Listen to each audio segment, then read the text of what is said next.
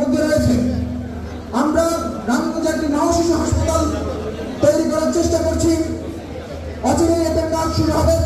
রামগঞ্জের প্রবাসীদেরকে ট্রেনিং দেওয়ার জন্য আমরা একটি ট্রেনিং সেন্টার করার প্রচেষ্টা চালিয়ে যাচ্ছি। অচিরেই এটার ফলাফল রামগঞ্জবাসী ভোগ করতে পারবে।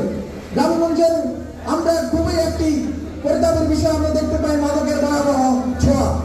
মাদক থেকে শিক্ষার্থীদেরকে সম্ভাবনা তরুণদেরকে ফিরিয়ে আনতে অবশ্যই তরুণদেরকে শিক্ষার সাথে সাথে ক্রীড়ার সাথে সংশ্লিষ্ট করতে হবে। তাই আমরা রামগঞ্জে একটি মিনি স্টেডিয়াম তৈরির প্রকল্প হাতে নিয়েছি এবং অতি সত্বর রামগঞ্জ এর সুফল পূর্ণ করবে ইনশাআল্লাহ। আমরা রামগঞ্জবাসীর সর্বদা আনন্দ কামনা করছি। আমরা আপনাদেরই সন্তান। আপনাদের মধ্য থেকে আমাদের বেড়ে ওঠা আপনাদের শ্রেণীকক্ষেই আপনারা